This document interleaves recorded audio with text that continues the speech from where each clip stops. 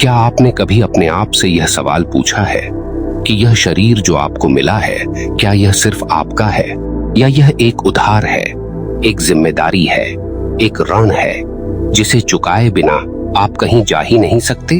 आप सांस ले रहे हैं, दिल धड़क रहा है, आंखें देख रही हैं, लेकिन क्या आपने कभी सोचा यह सब आपके बस में है? अगर अभी इसी क्षण आपसे कहा जाए कि दिल को 1 सेकंड के लिए रोक दीजिए, क्या आप रोक पाएंगे?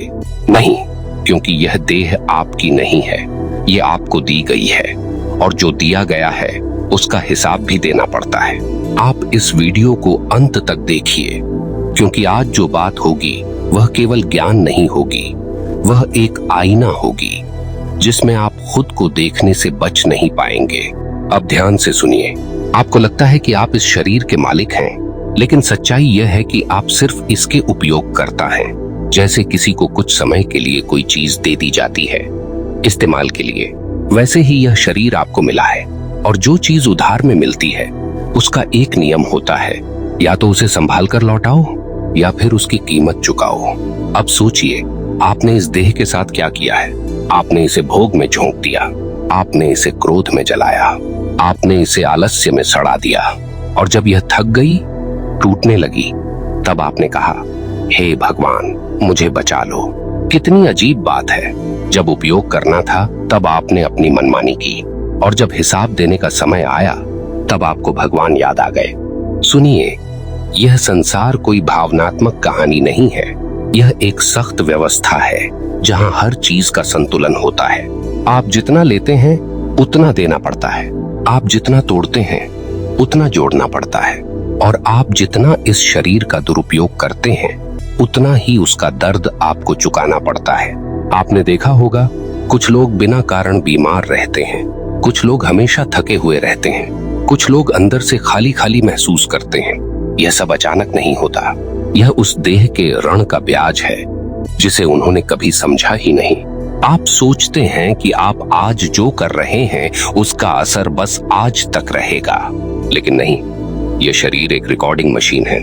आप जो भी करते हैं, हर भावना, हर आदत, हर लापरवाही, सब इसमें दर्ज हो रहा है, और एक दिन जब समय आएगा तो यही शरीर आपको आपका पूरा हिसाब दिखाएगा। आप भाग नहीं सकते, आप छिप नहीं सकते, क्योंकि यह हिसाब बाहर नहीं, आपके भीतर ही लिखा जा रहा है। अब एक कठोर सवाल, अगर यह शरीर कल आपसे छीन लिया जाए तो क्या आप कह पाएंगे कि आपने इसका सही उपयोग किया, या फिर आपको यह लगेगा कि आपने इसे सिर्फ बर्बाद किया, छोटी छोटी इच्छाओं में, तुच्छ सुखों में, बेकार के तनाव में? सच तो यह है, आपने इस देह को समझा ही नहीं, आपने इसे एक साधन नहीं बल्कि एक खिलौना बना दिया, और जब खिलौना टूटने लगता है तब आपको डर लगता है, लेकिन डर से कुछ नहीं बदलता।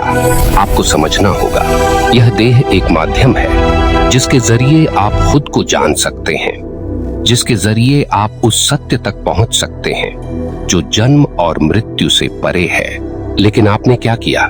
आपने इस माध्यम को ही लक्ष्य बना लिया और लक्ष्य को ही भूल गए।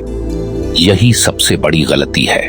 आप शरीर को सजाने में लगे हैं, लेकिन आत्मा को सड़ने दे रहे हैं। आप बाहर से मजबूत दिखना चाहते हैं, लेकिन अंदर से टूट चुके हैं।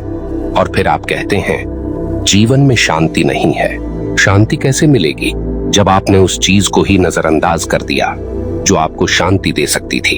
यह देह एक अवसर है, लेकिन आप इसे बोझ बना रहे हैं। यह देह एक मार्ग है, लेकिन आप इसे मंजिल समझ बैठे हैं। और जब मार्ग को ही मंजिल बना दिया जाता है तो इंसान कभी मंजिल तक पहुंच ही नहीं पाता। अब ध्यान से समझिए, आपको इस शरीर का ऋण सिर्फ पैसे से नहीं चुकाना, ना ही सिर्फ अच्छे कर्मों से।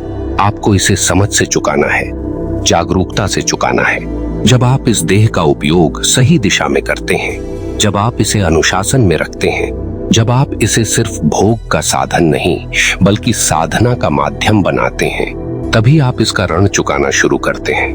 वरना आप चाहे जितनी पूजा कर लें, चाहे जितने मंत्र जप लें, अगर आपने इस शरीर का सम्मान नहीं किया तो आप उस नियम को तोड़ रहे हैं जिसे कोई भगवान भी नहीं बदल सकता।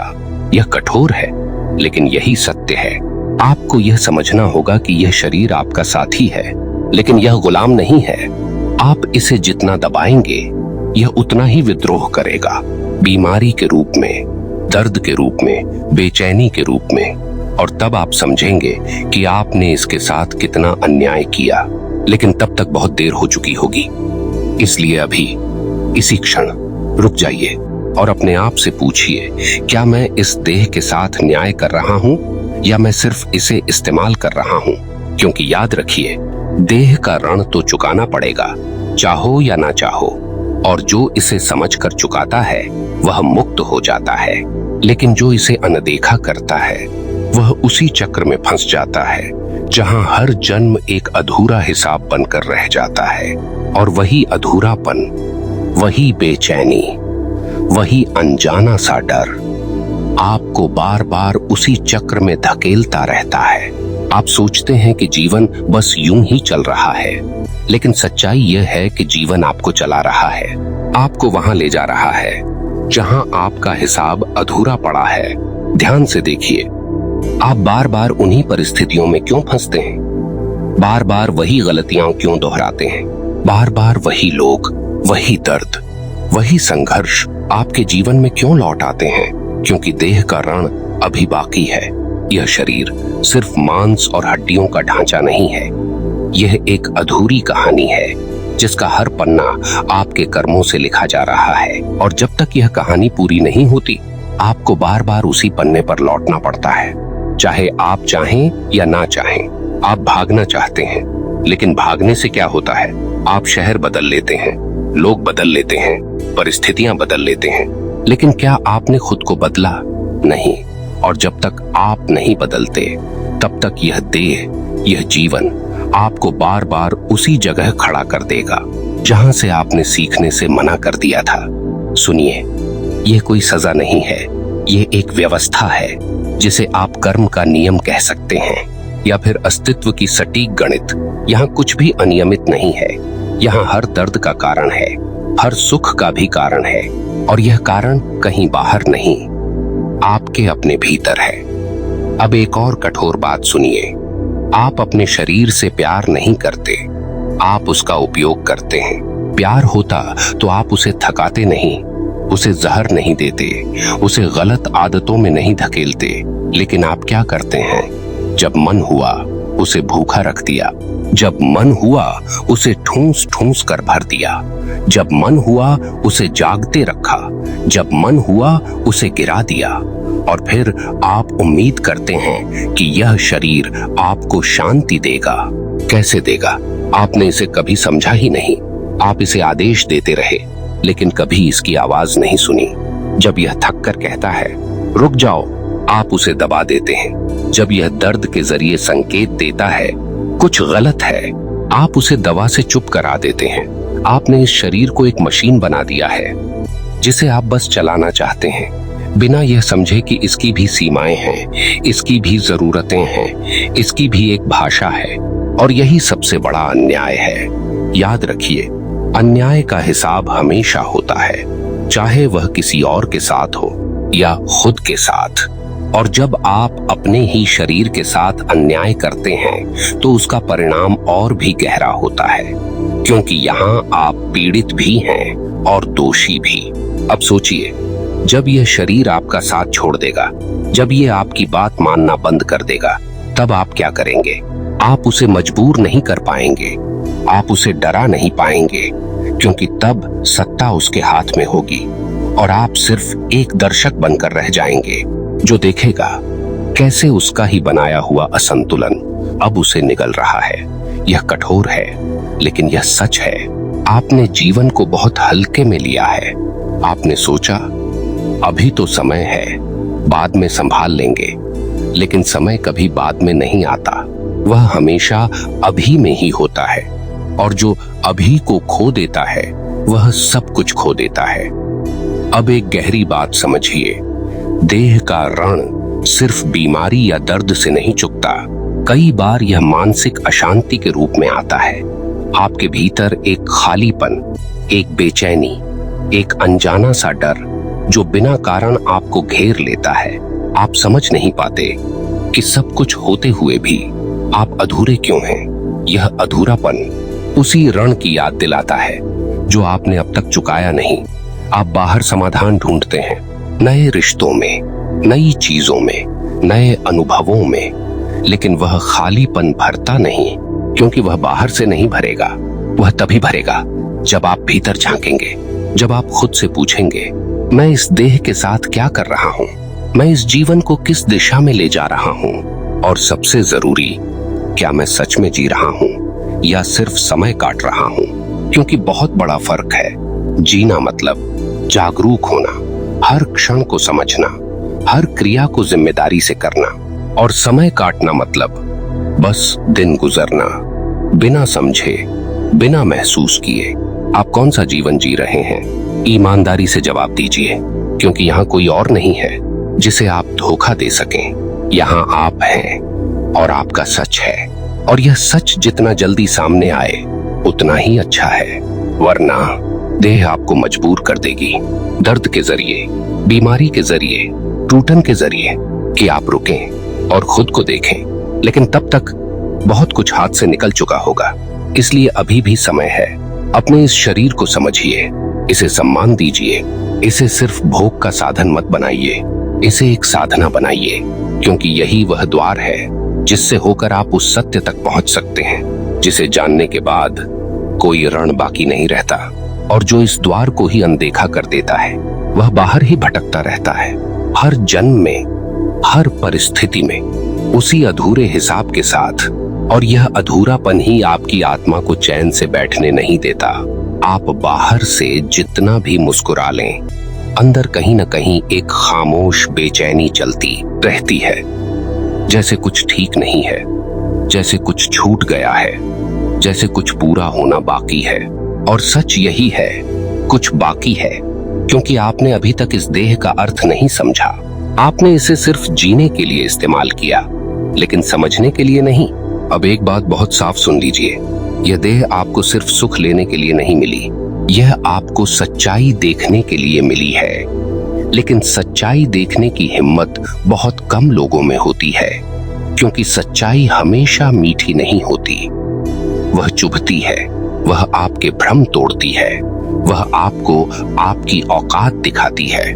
और इंसान अपनी औकात देखना नहीं चाहता। वह खुद को महान मानना चाहता है, सही मानना चाहता है, निर्दोष मानना चाहता है, लेकिन अस्तित्व को इससे कोई फर्क नहीं पड़ता।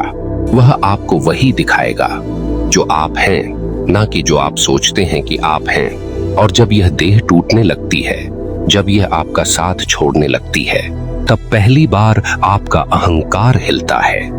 तब आपको एहसास होता है कि आप उतने शक्तिशाली नहीं हैं जितना आप समझते थे। आप एक सांस पर टिके हुए हैं, और वह सांस भी आपकी नहीं है। अब सोचिए, जिस चीज पर आपका कोई नियंत्रण ही नहीं है, उसी पर आप घमंड कर रहे थे। यह देह जिसे आप अपना समझकर उसमें डूबे हुए थे, वह एक पल में आपसे छीन ली जाएगी। और तब ना आपके रिश्ते काम आएंगे, ना आपका पैसा, ना आपकी पहचान। सिर्फ एक चीज बचेगी, आपका हिसाब। आपने इस देह के साथ क्या किया? आपने इसे किस दिशा में लगाया? आपने इससे क्या सीखा? यही सब आपके सामने खड़ा होगा। और तब कोई बहाना नहीं चलेगा।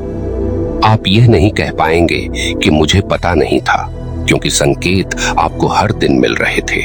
हर दर्द एक संकेत था, हर थकान एक इशारा थी, हर बेचैनी एक चेतावनी थी। लेकिन आपने सुना नहीं। आप व्यस्त थे, भाग रहे थे, खुद से दूर जा रहे थे। अब सवाल यह है, क्या आप अभी भी भागते रहेंगे या रुककर सच को देखेंगे? क्योंकि भागना आसान है, लेकिन उसका परिणाम बहुत भारी है। और सच को देखना कठिन है, लेकिन वही मुक्ति का रास्ता है। आपको तय करना है, आप इस देह को बोझ बनाना चाहते हैं या इसे एक मार्ग बनाना चाहते हैं। अगर आपने इसे बोझ बनाया तो यह आपको नीचे खींचेगी, आपको तोड़ेगी, आपको बार बार उसी दर्द में धकेलेगी। लेकिन अगर आपने इसे मार्ग बनाया तो यही देह आपको ऊपर उठाएगी, आपको उस स्थिति में ले जाएगी जहां कोई अरण नहीं होता, जहां कोई बंधन नहीं होता, जहां सिर्फ शांति होती है। लेकिन यह सब तभी होगा जब आप अभी से बदलना शुरू करेंगे। कोई बड़ा बदलाव नहीं, बस एक छोटा सा कदम जागरूकता का। जब आप खा रहे हों तो पूरी जागरूकता से खाइए। जब आप बोल रहे हों तो समझकर बोलिए। जब आप सोच रहे हों तो ध्यान रखिए कि क्या सोच रहे हैं। धीरे धीरे यह जागरूकता आपके जीवन को बदल देगी और तब आप इस देह को इस्तेमाल नहीं करेंगे, आप इसके साथ जिएंगे, सम्मान के साथ, समझ के साथ, संतुलन के साथ। और यही वह क्षण होगा जब आपका ऋण चुकना शुरू होगा। याद रखिए, मुक्ति कोई अचानक मिलने वाली चीज नहीं है। यह हर दिन के छोटे छोटे निर्णयों का परिणाम है। हर बार जब आप सही चुनते हैं, हर बार जब आप जागरूक होते हैं, हर बार जब आप खुद के साथ ईमानदार होते हैं, तब आप उस ऋण को थोड़ा थोड़ा चुकाते हैं और एक दिन वह ऋण समाप्त हो जाता है और तब आप इस देह में होते हुए भी उससे परे हो जाते हैं। तब आपको डर नहीं लगता, तब आपको खोने का भय नहीं रहता, तब आपको पाने की लालसा नहीं रहती, क्योंकि तब आप समझ चुके होते हैं कि आप यह देह नहीं हैं, आप वह हैं जो इसे देख रहा है। और जो देखने वाला है वह कभी बंधता नहीं। अब अंत में आपसे एक सीधी बात, अगर आज की ये बातें आपके भीतर कहीं भी लगी हैं, अगर आपको लगा है कि यह सिर्फ शब्द नहीं बल्कि एक सच्चाई है, तो इस सच्चाई से भागिए मत, इसे पकड़ लीजिए, क्योंकि यही पकड़ आपको मुक्त करेगी। वीडियो को लाइक कीजिए और कमेंट में लिखिए, मैं जागरूक होकर जीना चुनता हूँ। क्योंकि जब आप यह लिखते हैं तो आप सिर्फ शब्द नहीं लिख रहे होते, आप अपने भीतर एक निर्णय ले रहे होते हैं। और ऐसे ही गहरे, सच्चे और झकझोर देने वाले विचारों के लिए जुड़े रहिए हमारे साथ भक्ति का मार्ग पर, जहां बात सिर्फ भक्ति की नहीं होती, सच्चाई की होती है, मुक्ति की होती है और उस रास्ते की होती है जिस पर चलकर इंसान खुद से मिल पाता है। धन्यवाद दोस्तों।